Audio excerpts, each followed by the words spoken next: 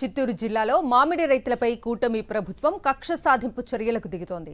ఓవైపు మామిడి పంటకు గిట్టుబాటు ధర లేక అప్పుల పాలైన మామిడి రైతు ప్రత్యామ్నాయ పంటల వైపు అడుగులు వేస్తుంటే, గోటి చుట్టుపై రోకల్ పోటు తరహాలో అటవీశాఖ అధికారులు మామిడి రైతుల చెట్లు తొలగింపుపై 12,500 ఫైన్ కట్టాలని, కాంపౌండ్ ఫీజు చెల్లించాలని నోటీసులు ఇచ్చారు.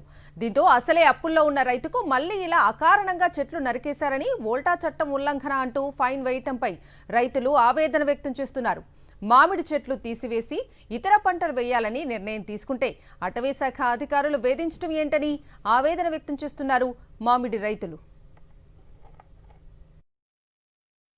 మామిడికాయలు రేట్లు సరిగా లేవు అనే ఉద్దేశంతో ఇంకా ఫ్యూచర్లో కూడా మామిడి పంటకు రేటు ఉండదు అనేసి ఇంకా దాన్ని ప్రత్యామ్నాయంగా మనం మార్చుకోవాలనుకుంటున్నాతో నేను ఆ పంట తీసేసి ఒక 15-16 చెట్లు తీసేసి వేరే పనస చెట్టు పెడదామనే ఉద్దేశంతో నేను ఆ చెట్లు తీయడం జరిగింది. అలా పర్మిషన్ తీసుకొని కొయ్యాలి కదా, మీరు పర్మిషన్ తీసుకోలేదు అన్నారు. సో నాకు తెలియదు, పర్మిషన్ తీసుకోవాలని అయితే నాకు నిజంగా తెలియదు. అదేదో ఫైన్ కట్టాలి అన్నారు.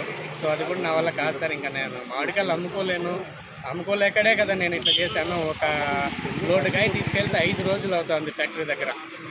5 రోజులు తిండి నీళ్ళు లేకుండా అక్కడ పడి ఆ ట్రాక్టర్లని వాళ్ళని పెంచి పోషించుకుంటూ ఇంకా మనం ఖర్చులు చూసుకుంటూ అక్కడ 3 రూపాయలు అంటే అన్నారు. మళ్ళీ ప్రభుత్వం 4 రూపాయలు సబ్సిడీ ఇస్తుందని చెప్పారు. సో ఆ సబ్సిడీ వస్తుందో లేదో తెలియదు. ఆ 3 రూపాయల కోసం ఎందుకు ఇంత కష్టపడి చేయాలనే ఉద్దేశంతో ఆ చెట్లే మనకొద్దు, ఏదో కొంతవరకు తీసేసి కొద్దిగా పంట అనేది మార్పిడి చేసుకుందామనే ఉద్దేశంతో నేను చేస్తాను.